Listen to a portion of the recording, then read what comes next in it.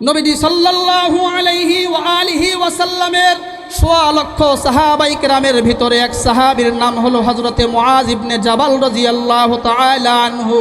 মুআজ ইবনে জাবাল এই আয়াতের ব্যাখ্যা করতে গিয়ে বলেন, দুনিয়ার মানুষ তোমরা মনে রাখবে, যেই আমলের ভিতরে 4 গুণ পাওয়া যাবে ওই আমলটা আল্লাহ পাকের কাছে ভালো, আর যেই আমলটার ভিতরে 4 গুণ পাওয়া যাবে না ওই আমলটা আল্লাহ পাকের কাছে ভালো নয়। ওটা আল্লাহ পাকের কাছে আহসান না, ওটা আল্লাহ পাক কবুল করবেন না, ওটার বিনিময়ে আল্লাহ পাক পরকালে জান্নাত দিবেন না। অর্থাৎ 4 গুণের সমষ্টি যদি আপনার আমার ইবাদতে ঘটে, তাহলে ওই ইবাদতটা আল্লাহ পাক পছন্দ করবেন, ওই ইবাদতের বিনিময়ে আল্লাহ পাক আমাদেরকে পরকালে প্রতিদান দান করবেন। ওই ইবাদতের পরিবর্তে আল্লাহ পাক পরকালে আপনাকে আমাকে নাজাত দিয়ে জান্নাতের মেহমান হিসেবে কবুল করবেন। সকলে বলেন সুবহানাল্লাহ। কি সেই 4 গুণ? তার আগে আরেকটা জিনিস জেনে নেই, মুআজ ইবনে জাবালকে, মুআজ ইবনে জাবাল রাদিয়াল্লাহু তাআলা আনহু, কোন ব্যক্তির নাম মুআজ ইবনে জাবাল?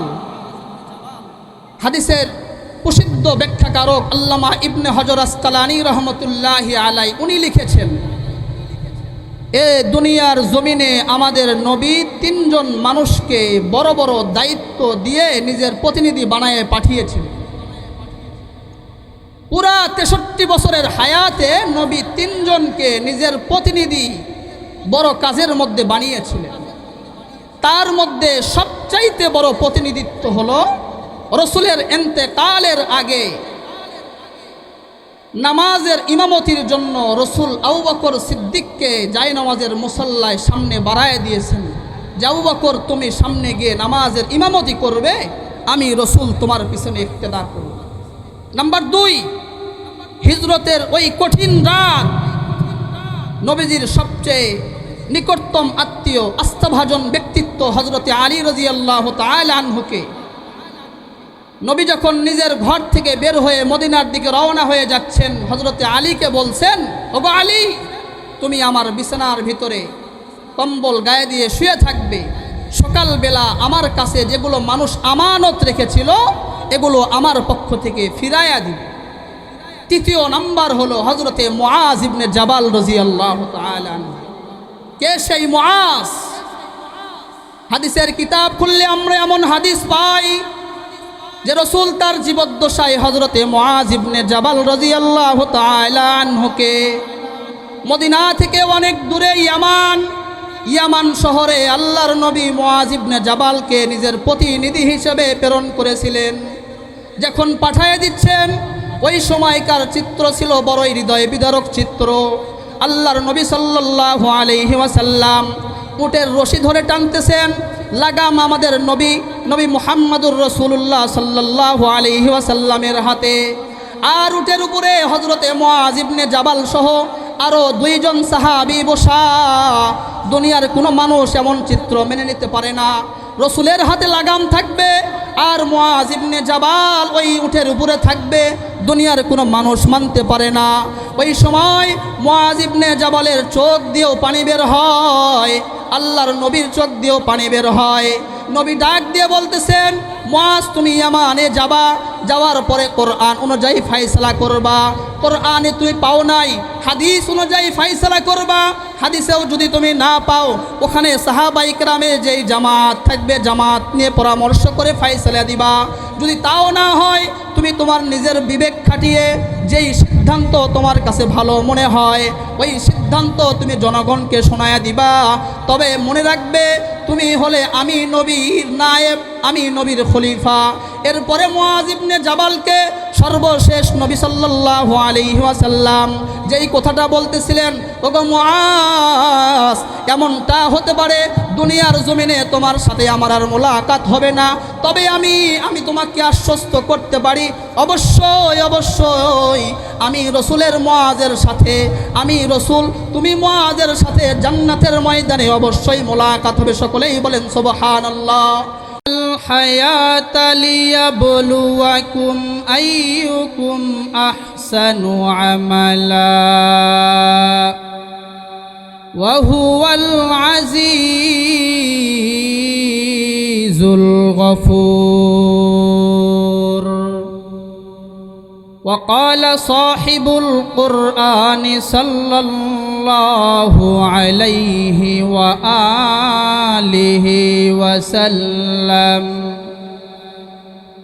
الدنيا خلقت لكم وأنتم خلقتم للآخرة أو كما قال النبي عليه الصلاة والسلام صدق الله مولانا العظيم وصدق رسوله النبي الأمي الكريم ونحن على ذلك من الشاهدين والشاكرين والذاكرين والحمد لله رب العالمين الحمد لله সর্বোপরি লক্ষ কোটি শুকর ও সুজুদ সেই মহান রব্বুল আলামিনের শান দরবারে যে মহান রব্বুল আলামিন ফিতনা ফাসাদের জামানায়, মহামারীর জামানায়, ভাইরাসের জামানায়, দুর্যোগের জামানায়, অভাব অনটনের জামানায়, দুর্ভিক্ষের জামানায়, সংকটের জামানায় আমাকে আপনাদেরকে দয়া করে, মায়া করে, মোহাব্বত করে, ভালোবেসে আমাদের হায়াতকে এ পর্যন্ত দীর্ঘায়িত করে সুস্থ সবল রেখে নারুলি পূর্বপাড়া বাইতুর রহম জামে মসজিদ উন্নয়ন পরিকল্পকে বিরাট তাফসিরুল কোরআন মাহফিলে আসা বসা ও কোরআন ও সুন্নাহর ভিত্তিতে সহি তরিকায় আমাকে কিছু কথাবার্তা বলা ও আপনাদেরকে শুনবার মতো তৌফিক দান করেছেন। নিয়ামতের শুকর আদায়তে মুসলমান হিসেবে আওয়াজে উচ্চ কণ্ঠে ইমানের আওয়াজকে উঁচু করে সকলেই কালিমাতুর শুকর পাঠ করি, সকলেই বলি আলহামদুলিল্লাহ।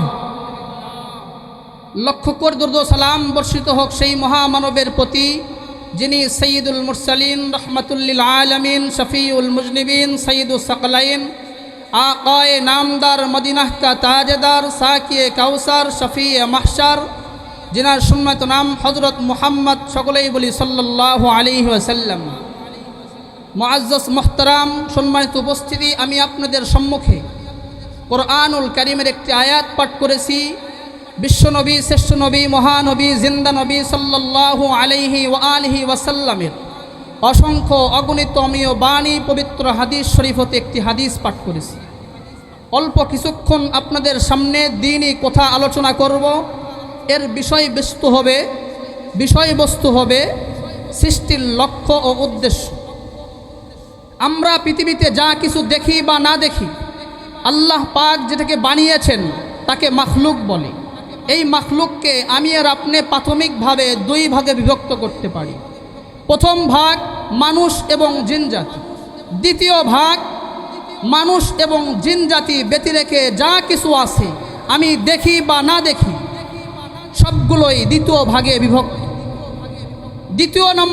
দ্বিতীয় শ্রেণীর যেই মাখলুক আছে, এটাকে আল্লাহ পাক কেন সৃষ্টি করেছেন, খুতবার মধ্যে যে হাদিসটি পাঠ করেছি, হাদিসের ভিতরে আল্লাহ নবী সাল্লাল্লাহু আলাইহি ওয়াসাল্লাম তা বিশ্লেষণ করে বলেছেন। قال النبي صلى الله عليه وآله وسلم الدنيا خلقت لكم وأنتم خلقتم للآخرة। আল্লাহর নবী ডাক দিয়ে বলেন, ও উম্মত তোমরা শুনে নাও, দুনিয়া এবং দুনিয়ার ভিতরে যা কিছু আছে সবগুলোই আল্লাহ পাক সৃষ্টি করেছেন তোমার উপকারের জন্য। অর্থাৎ দুনিয়া এবং দুনিয়ার ভিতরে যা কিছু আছে সবগুলোই আল্লাহ পাক মানুষ এবং জিনজাতির উপকারের জন্য সৃষ্টি করেছেন। ওয়া আনতুম খুলিকতুম লিল আখিরাহ, আর আল্লাহ পাক মানুষদেরকে সৃষ্টি করেছেন পরকালের জন্য।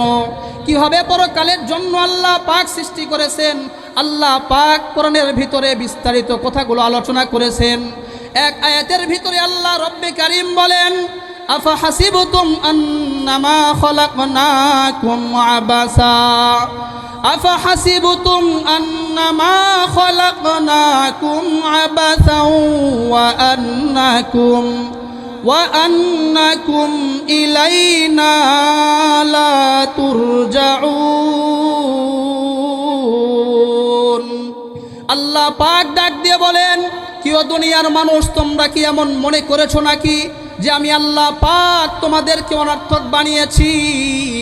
অর্থাৎ দুনিয়ার কোনো মানুষ যদি মনে করে আল্লাহ পাক তাদেরকে অনর্থক বানিয়েছেন এবং এই মানুষ পুনরায় আল্লাহ পাকের কাছে ফিরে যাবে না, এই মানুষ পরকালে আল্লাহ পাকের কাছে দাঁড়ায় জবাব দিবে না, এই মানুষ পরকালে পুনরুত্থান হয়ে আল্লাহ পাকের কাছে হিসাব দিবে না, এমন ধারণা যদি কোনো মানুষ মনে করে, এমন ধারণা যদি কোনো মানুষ তার অন্তরে লালন করে, তাহলে এই ধারণা করাটা বড়ই ভুল হবে। এরপরে আল্লাহ পাক ক্রমান্বয়ে ভিন্ন আয়াতের ভিতরে বলেন, কাইফা তাকফুরুনা বিল্লাহ ওয়া কুনতুম আমওয়াতা ফাআহইয়াকুম সুম্মা ইউমীতুকুম সুম্মা ইউহয়ীকুম সুম্মা ইলাইহি তুরজাউন।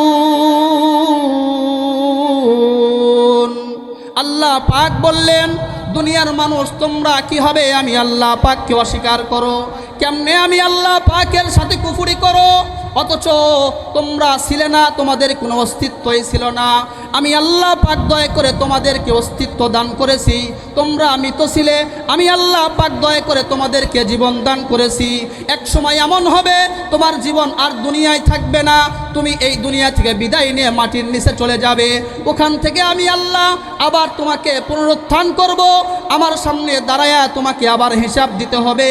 এই জন্য আল্লাহ পাক আমাদেরকে অনর্থক বানায় নাই, আল্লাহ পাক কোনো কাজের জন্য বানিয়েছেন, এই কাজ সম্পর্কেই পরকালে আল্লাহ পাক আপনাকে আমাকে জিজ্ঞাসা করবেন কি কাজের জন্য বানাইছেন। আল্লাহ পাক একথা ভিন্ন আয়াতের ভিতরে ডাক দিয়ে বলেন, ওয়ামা খালাকতুল জিন্না ওয়াল ইনসা ইল্লা লিয়াবুদুন। আল্লাহ পাক ডাক দিয়ে বললেন, আমি দুনিয়াতে মানুষ এবং জিন জাতিকে সৃষ্টি করেছি আমার ইবাদতের জন্য, ভিন্ন কোনো কাজ করার জন্য আল্লাহ পাক মানুষ এবং জিন জাতিকে সৃষ্টি করেন নাই। আল্লাহ পাক কৃষি কাজ করার জন্য মানুষকে বানায় নাই, আল্লাহ পাক মানুষকে দুনিয়াতে ড্রাইভারি করার জন্য পাঠায় নাই, আল্লাহ পাক মানুষকে দুনিয়ায় ডাক্তারি করার জন্য পাঠায় নাই, শুধুমাত্র কেবলমাত্র একমাত্র আল্লাহ পাক মানুষদেরকে পাঠিয়েছেন দুনিয়াতে ইবাদত করার জন্যে। ইবাদতটা কেমন হওয়া চাই এ কথাই আল্লাহ পাক সূরাতুল মুলকের 2 নম্বর আয়াতের ভিতরে বলেন। আল্লাহ পাক ডাক দিয়ে বলেন, আল্লাযী খালাকাল মাউতা ওয়াল হায়াতা লিয়াবলুয়াকুম আইয়ুকুম আহসানু আমালা ওয়া হুয়াল আজিজুল গফুর। আল্লাহ পাক কোরআনের বিভিন্ন জায়গায় নিজের পরিচয়কে বিভিন্নভাবে ব্যক্ত করেছেন। এই আয়াতের ভিতরে আল্লাহ পাক নিজের পরিচয় ব্যক্ত করতে গিয়ে বলেন, আল্লাহ পাক ওই সত্তার নাম আল্লাযী খালাকাল মাউতা, যিনি মৃতকে সৃষ্টি করেছেন, ওয়াল হায়াতা, যিনি হায়াতকে সৃষ্টি করেছেন, জীবনকে সৃষ্টি করেছেন। এরপরে আল্লাহ পাক বলতেছেন, আমি হায়াত এবং মওতকে সৃষ্টি করেছি তার একটাই কারণ, লিয়াবলুয়াকুম আইয়ুকুম আহসানু আমালা, যাতে করে আমি আল্লাহ পাক যাচাই করতে পারি, নিরীক্ষণ করতে পারি, নির্ধারণ করতে পারি যে দুনিয়ার ভিতরে কোন মানুষ ভালো আমল করে। তাহলে এতক্ষণ পর্যন্ত আমরা যা কিছু শুনলাম এর নির্যাস হলো এরকম, সারাংশ হলো এমন যে আল্লাহ পাক মানুষদেরকে অনর্থক বানায় নাই, বানিয়েছেন ইবাদতের জন্য। কেমন ইবাদতের জন্য?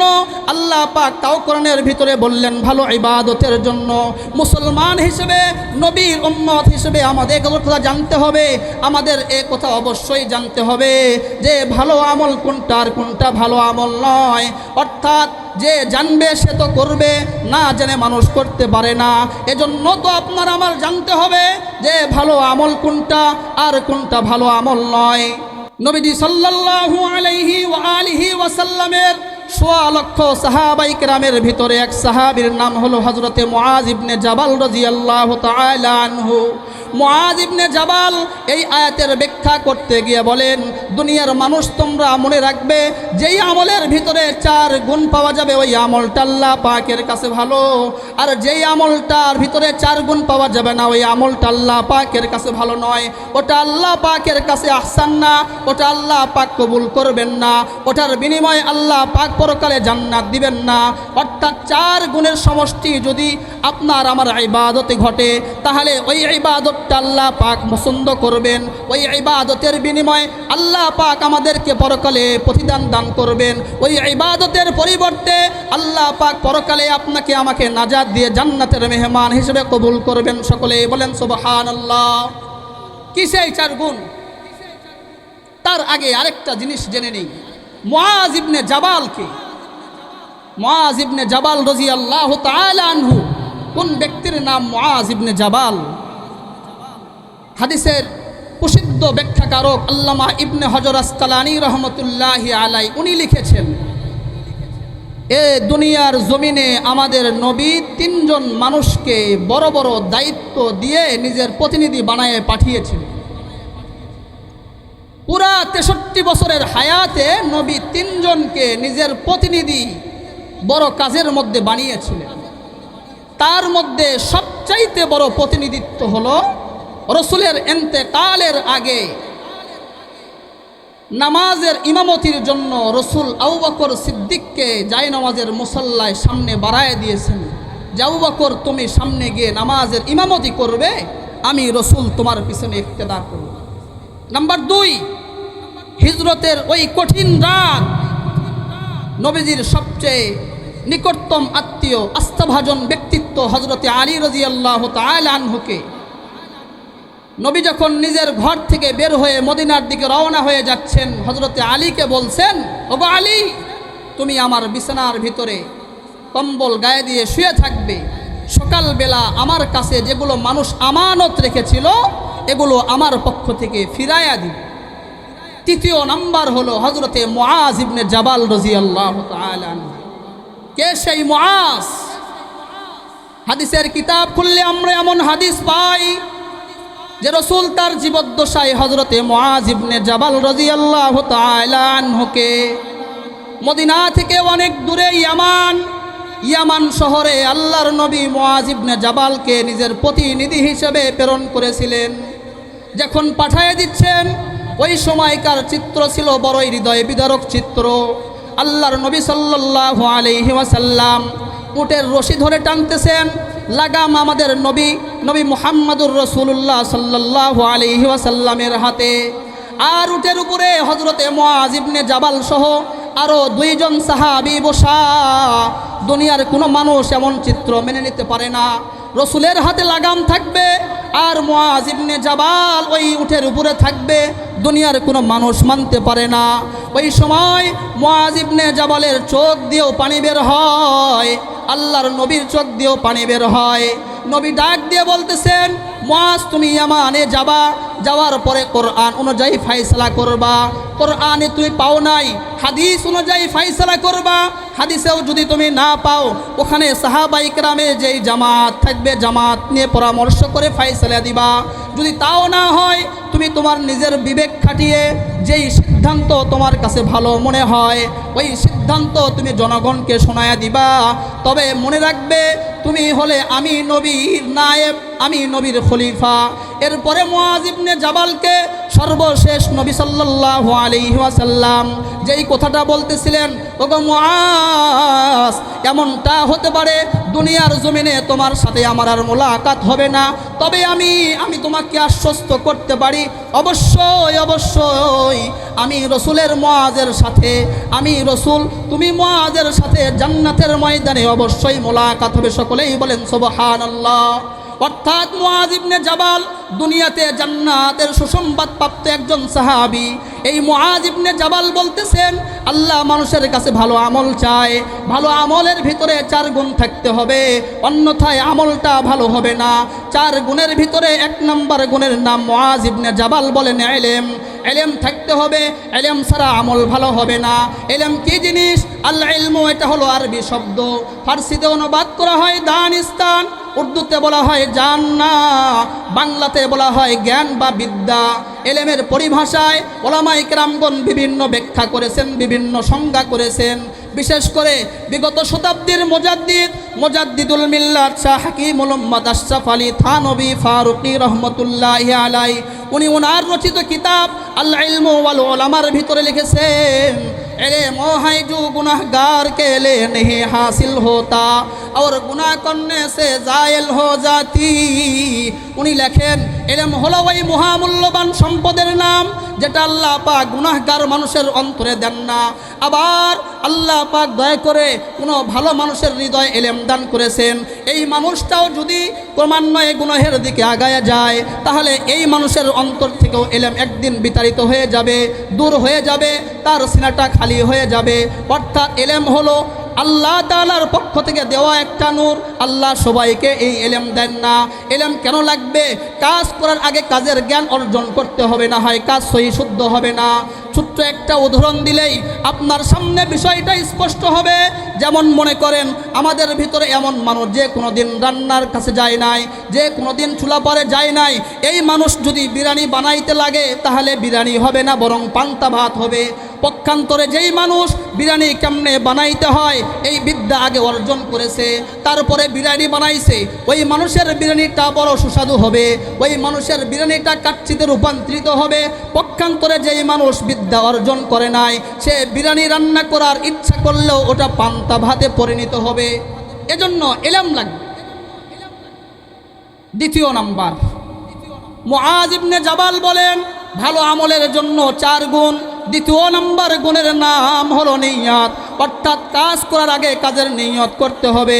নিয়ত ছাড়া আল্লাহ পাক ইবাদতকে কবুল করবেন না। নবী সাল্লাল্লাহু আলাইহি ওয়াসাল্লাম হাদিসের ভিতরে বলেন, ক্বালান নাবিয়্যু সাল্লাল্লাহু আলাইহি ওয়া আলিহি ওয়াসাল্লাম, ইন্নামাল আ'মালু বিন্নিয়াত। অর্থাৎ সমস্ত কাজের সওয়াব দেওয়া হবে নিয়তের উপরে নির্ভর করে। নিয়ত ভালো হলে তার সওয়াবটাও ভালো হবে, নিয়ত যদি খারাপ হয় তাহলে তার প্রতিদানটা খারাপ হবে। অর্থাৎ আমাদের মুরব্বীরা এমন করেও বলেছেন, বিশেষ করে আমাদের পার্শ্বেই জামিল মাদ্রাসা বসুন্ধরা মাদ্রাসার প্রিন্সিপাল সাহেব এই হাদিসের ব্যাখ্যা করতে গিয়ে বলেন, আমাদের চোখে এমন অনেক জিনিস আছে যেই জিনিসকে আমরা দেখতে মনে করি ওটা হয়তোবা দুনিয়াবি জিনিস, উখরাবির সাথে কোনো সম্পর্ক নাই, ওটা করলে হয়তোবা আল্লাহ পাক কোনো প্রতিদান দিবেন না। কিন্তু নিয়ত যদি ভালো হয় তাহলে আল্লাহ পাক ওটার কারণেও সওয়াব দান করবেন। ঠিক তেমনইভাবে অনেক জিনিস আমাদের কাছে ভালো মনে হয়, কিন্তু নিয়ত খারাপ হওয়ার কারণে আল্লাহ পাক ওটার প্রতিদান দিবেন না। এই জন্য কাজ করার আগে নিয়ত করতে হবে। তৃতীয় নাম্বার গুণ, মুআজ ইবনে জাবাল রাদিয়াল্লাহু তাআলা আনহু বলেন ভালো আমলের জন্য 4 গুণ। 4 গুণের ভিতরে তৃতীয় নাম্বার গুণ হলো ইখলাস। নিয়তের সাথে সাথে ইখলাসের নিয়ত করতে হবে, অর্থাৎ আল্লাহ তাআলার সন্তুষ্টির নিয়ত করতে হবে। দুনিয়ার মানুষের লৌকিকতার নিয়ত করে চলবে না। অর্থাৎ মানুষ আমাকে মুসল্লি বলবে এই জন্য আমি নামাজ পড়ব, এমনটা করলে চলবে না। মানুষ আমাকে দানবীর বলবে এই জন্য আমি দান করব, এমনটা করলে চলবে না। মানুষ আমাকে হাজী সাহেব বলবেন এই জন্য আমি হজ করতে যাব, এমনটা করলে চলবে না। এমন যদি করি তাহলে আল্লাহ পাক আমার আপনার ওই ইবাদতকে আবার কবুল করবেন না। তাহলে তৃতীয় নাম্বার গুণ হলো ইখলাস। শুধুমাত্র কেবলমাত্র একমাত্র আল্লাহ পাকের সন্তুষ্টির নিয়ত করতে হবে। দুনিয়ার কোনো মানুষের সন্তুষ্টি না, মানুষের হৃদয়ঞ্জন না, মনোরঞ্জন না, আল্লাহ পাকের সন্তুষ্টির নিয়ত যদি করি তাহলে আপনার আমার ইবাদতটা আল্লাহ পাক কবুল করবেন। ইখলাস কি জিনিস? উম্মুল আহাদিস হাদিসে জিব্রাইল, হাদিসের ভিতরে জিব্রাইল আমিন আমাদের নবীকে জিজ্ঞাসা করেছেন, মাল ইহসানু ইয়া রাসূলুল্লাহ, ওগো আল্লাহর নবী ইহসান কি জিনিস? কোন জিনিসের নাম ইহসান? অর্থাৎ ইহসান যেটা বলা হচ্ছে এটাই হলো ইখলাস। আল্লাহর নবী ডাক দিয়ে বলেন, আন তা'বুদাল্লাহ কান্নাকা তারাহু ফাইন লাম তাকুন তারাহ ফাইন্নাহু ইয়ারাক। আল্লাহর নবী জিব্রাইল আমিনকে ইখলাসের সবক দিয়ে বলেন, ভাই জিব্রাইল তুমি যখন কোনো ইবাদত করবা তখন অন্তরে অন্তরে অবশ্যই এমন নিয়ত করবা যে তুমি তোমার চোখে আল্লাহ পাককে দেখতে পাচ্ছ। অর্থাৎ চোখ বন্ধ করলেই তুমি আল্লাহ পাককে হাজির ও নাজির তোমার সামনে পাচ্ছ, এমন হালত তোমার অন্তরে নিয়ে আসবা। তোমার ইমান আমল যদি দুর্বল হয়, যেমন আমরা নামাজ পড়ার সময় চোখ বন্ধ করলে আল্লাহ পাককে দেখতে পাই না, এজন্য নবী বিষয়টা একটু সহজ করে দিয়ে বলেন, অবশ্যই অবশ্যই তোমার অন্তরের ভিতরে এই হালতটা আনবা। যদিও তুমি আল্লাহ পাককে দেখো না, আল্লাহ পাক অবশ্যই অবশ্যই তোমাকে দেখতেছে। এই নিয়তে ইবাদত করবা। যদিও তুমি আল্লাহ পাককে দেখতে পাও না, কিন্তু আল্লাহ পাক তোমাকে অবশ্যই দেখতেছে, তোমার ইবাদতকে দেখতেছে। এটা হলো ইখলাস। তাহলে জানলাম ভালো কাজের জন্য তৃতীয় নাম্বার গুণের নাম হলো ইখলাস। চতুর্থ নাম্বার, হযরতে মুআয ইবনে জাবাল রাদিয়াল্লাহু তাআলা আনহু বলেন, 4 গুণ লাগবে ভালো ইবাদতের জন্য। 4 নাম্বার গুণের নাম হলো দোয়া, অর্থাৎ ইবাদত আনতে আল্লাহ পাকের কাছে দোয়া করা, নামাজের পরে দোয়া করা, যাকাত দেওয়ার পরে দোয়া করা, হজ করার পরে দোয়া করা। এরকমভাবে যতগুলো ইবাদত দুনিয়ার মানুষেরা করে, সবগুলো ইবাদতের পরে আল্লাহ পাকের কাছে দোয়া করা, আল্লাহ পাককে মনোজাতে বলা, আল্লাহ যেভাবে ইবাদত করার কথা ছিল আমি করতে পারি নাই, যেভাবে ইবাদত করলে আপনি খুশি হবেন রসুলের তরিকা অনুযায়ী হবে আমি করতে পারি নাই, তবে ইবাদতের পরে আমি আপনার কাছে দোয়া করতেছি, আল্লাহ আমার ইবাদতটা যদিও অসম্পন্ন আপনি কবুল করে নেন। মুআয ইবনে জাবাল বলেন, এই 4 গুণ যদি কোনো মানুষ তার আমলের ভিতরে ঘটাইতে পারে, অর্থাৎ 4 গুণের সমষ্টি যদি কোনো বান্দা তার আমলে ঘটাইতে পারে, তাহলে ওই মানুষ এতটুকু আশ্বস্ত হতে পারে যে এই ইবাদতটা আল্লাহ পাক কবুল করবেন। 4 গুণের 1 নম্বর গুণের নাম হলো ইলম, 2 নম্বর গুণের নাম হলো নিয়াত, 3 নম্বর গুণের নাম হলো ইখলাস, 4 নম্বর গুণের নাম হলো দোয়া। এরপরে আবার মুআয ইবনে জাবাল রাদিয়াল্লাহু তাআলা আনহু বলেন, তুমি 4 গুণের সমষ্টি ইবাদতে ঘটাইছো, তার মানে আল্লাহ পাক তোমাকে এর বিনিময়ে জান্নাত দিবেন, এটা আল্লাহর উপরে ওয়াজিব হয়ে গেছে। বিষয়টা এমন নয়, বরং রাসূলুল্লাহ সাল্লাল্লাহু আলাইহি ওয়াসাল্লামের ভিন্ন হাদিস, ভিন্ন আরেকজন সাহাবী রাসূলুল্লাহ সাল্লাল্লাহু আলাইহি ওয়াসাল্লামের হাদিস রিওয়ায়াত করেছেন। আল্লাহর নবী সাল্লাল্লাহু আলাইহি ওয়াসাল্লাম বলেন, قال النبي صلى الله عليه وآله وسلم لا ينجي أحد أمتي بعمله إلا ولا أنت يا رسول الله قال ولا أنا إلا أن يتغمدني الله برحمتي। আল্লাহর নবী ডাক দিয়ে বলেন, বাবা আদম থেকে নিয়ে কিয়ামত পর্যন্ত কোনো মানুষ তার আমল দিয়ে জান্নাত পাবে না, ইল্লা আইয়াতাগাম্মাদানি আল্লাহ, তবে যদি আল্লাহ পাক রহমতের চাদর দিয়ে ঢেকে নেন। এক সাহাবী দাঁড়ায় প্রশ্ন করেন, নবী আদম থেকে নিয়ে কোনো মানুষ কিয়ামত পর্যন্ত তার আমল দিয়ে যদি জান্নাত না পায়, তাহলে আপনি নবীর কি হালাত হবে? আপনি নবী কি আপনার আমল দিয়ে জান্নাত পাবেন নাকি? নবী বলছেন, ওয়ালা আনা ইয়া আসহাবি, ও আমার সাহাবী, আমিও নবী, আমি আমার ইবাদত দিয়ে জান্নাত পাবো না, ইল্লা আইয়াতাগাম্মাদানি আল্লাহু বিরহমাতি, তবে যদি আল্লাহ পাক উনি ওনার রহমতের চাদর দিয়ে আমাকে ঢেকে নেন, তাহলে আমি নবী ওই রহমতের কারণে নাজাত পাবো, অন্যথায় আমি নবীও আমার ইবাদত দিয়ে নাজাত পাবো না। রসুলের আমল কেমন ছিল? শামাইলে তিরমিজি হাদিসের কিতাব, এই কিতাব যদি আমি খুলি তাহলে হাদিস এমন পাওয়া যায়। আম্মা জান আয়েশা রাসূলুল্লাহ সাল্লাল্লাহু আলাইহি ওয়াসাল্লামের আমল সম্পর্কে রিওয়ায়াত করতে গিয়ে বলেন, আমাদের নবী মুহাম্মদুর রাসূলুল্লাহ সাল্লাল্লাহু আলাইহি ওয়াসাল্লাম দিনের সূচনা লগ্ন থেকে নিয়ে পুরা দিন ঘুরে ঘুরে মক্কা মদিনার মানুষকে কালেমার দাওয়াত দেন। এ নবী যখন রাতের বেলা ঘরে ফিরেন, আম্মা জান আয়েশা রাদিয়াল্লাহু তাআলা আনহা রিওয়ায়াত করেন, আমাদের নবী রাতের বেলা দাঁড়ায়া দাঁড়ায়া দাঁড়ায়া এ পরিমাণ তাহাজ্জুদের নামাজ আদায় করতেন যে হাত্তা ওয়ারিমা রিজলা, আম্মা জান আয়েশা বলেন রসুলের পা মোবারক ফুলে যেত। চিন্তা করেন ভাই, আমরা তো লাগাতার 10 ঘন্টা সফর করি, আমাদের পা ফুলে যায় না। অনেক শ্রমিক এমন আছে লাগাতার 15 ঘন্টা পর্যন্ত দাঁড়ায় থাকে, কোনো সময় বসে না, তার পা ফুলে যায় না। রসুল প্রত্যেক দিন রাতের বেলা দাঁড়ায়া দাঁড়ায় ইবাদত করতেন, যার ফলে রসুলুল্লাহর পা মোবারক ফুলে যেত। এই রসুল হাসরের মাঠের বিবরণ দিতে গিয়ে বলেন, আমি নবীও হাসরের মাঠে নাজাত পাবো না আমার আমল দিয়ে, আমি নবীও আমার আমল দিয়ে হাসরের ময়দানে নাজাত পাবো না, ইল্লা আইয়াতাগাম্মাদানি আল্লাহু বিরহমাতি, তবে যদি আল্লাহ পাক উনি ওনার রহমতের চাদর দিয়ে আমি নবীকে ঢেকে নেন তাহলে নাজাত পাবো। তার কারণটা কি? এক সাহাবী দাঁড়ায় জিজ্ঞাসা করেন, নবী আমল দিয়ে কেন নাজাত পাওয়া যাবে না? নবী আর উত্তর উত্তর দিয়ে বলেন, হাসরের মাঠটা বড় ভয়ঙ্কর হবে। এই সময় সব মানুষ আল্লাহ পাকের সামনে দাঁড়ায় থাকবে। আল্লাহ পাক বিচার করবেন। এক মানুষকে আল্লাহ পাক ডাক দিয়ে বলবেন, বান্দা তুমি জান্নাত চাও নাকি জাহান্নাম চাও? বান্দা বলবে, আল্লাহ আমাকে তো অবশ্যই জান্নাত দিতে হবে। আল্লাহ জিজ্ঞাসা করবেন, কেন তোমাকে জান্নাত দিতে হবে? বান্দা আবার উত্তর করবেন, দুনিয়াতে আমার ক্ষমতার অভাব ছিল না, আমার টাকা পয়সার অভাব ছিল না, গুনাহের অনেক কাজ আমি করতে পারতাম কিন্তু আমি করি নাই। আমি শুধুমাত্র কেবলমাত্র আপনার সন্তুষ্টির জন্য জীবনের সূচনা লগ্ন থেকে নিয়ে মরণ পর্যন্ত ভালো ইবাদত করেছি। আপনি আমাকে জান্নাত অবশ্যই দিতে হবে আমার ইবাদতের বদলা হিসেবে। আল্লাহ পাক তাকে একটু শিক্ষা দেওয়ার জন্যে একটু পরীক্ষার সম্মুখীন করবেন। আল্লাহ পাক তাকে বলবেন, ঠিক আছে তোমাকে জান্নাত দেওয়া হবে, সামনে চলে যাও। ওই বান্দা একটু সামনে আগায় যাবে, সূর্যের তাপের কারণে বান্দার পিপাসা লাগবে। ওই বান্দা আবার আল্লাহ পাকের কাছে এসে বলবে, আল্লাহ আমাকে একটু পানি দেন, আমার খুবই পিপাসা লেগেছে।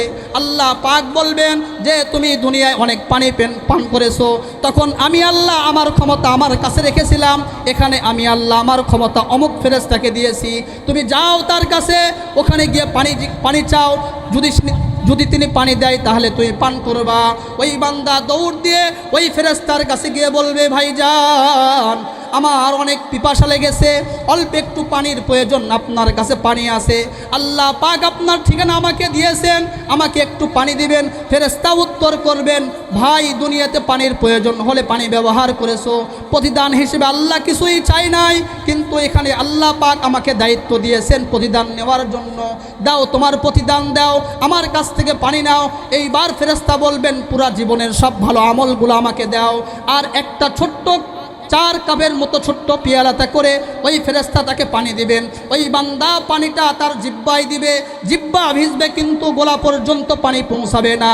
ওই বান্দা আবার যখন পানি চাবে, এইবার ফেরেশতা বলবে, ইবাদত দাও, ইবাদত নাই। এই বান্দা দৌড় দিয়ে আল্লাহ পাকের কাছে গিয়ে কান ধরে বলবে, আল্লাহ আমি বুঝতে ভুল করেছি, ইবাদত দিয়ে নাজাত পাওয়া যায় না, ইবাদতের বিনিময়ে জান্নাত পাওয়া যায় না, আপনার রহমতেই জান্নাত প্রয়োজন, আপনি আমাকে জান্নাত দেন। এরপরে আল্লাহ পাক ওই বান্দার তওবাকে ব্যতিক্রম হিসেবে ওই সময় কবুল করে আল্লাহ পাক তাকে জান্নাত দান করবেন। সকলে বলেন সুবহানাল্লাহ। তাহলে আমার আলোচনার সারাংশ হলো, আল্লাহ পাক আপনাকে সহ আমাকে, পুরা দুনিয়ার মানুষ জিনকে অনর্থক বানায় নাই, বানিয়েছেন ইবাদতের জন্য, ভালো ইবাদতের জন্য। ভালো ইবাদতের জন্য 4 গুণ: 1 নম্বর ইলম, 2 নম্বর নিয়ত, 3 নম্বর ইখলাস, 4 নম্বর দোয়া। আল্লাহ পাক আমি সহ পুরা জাতিকে, পুরা মুসলিম উম্মাকে, রাসূলুল্লাহ সাল্লাল্লাহু আলাইহি ওয়াসাল্লামের পুরা উম্মতের জামাতকে এই 4 গুণের সমষ্টি ঘটায়া ইবাদত করার তৌফিক দান করুক। সকলেই বলেন আমিন।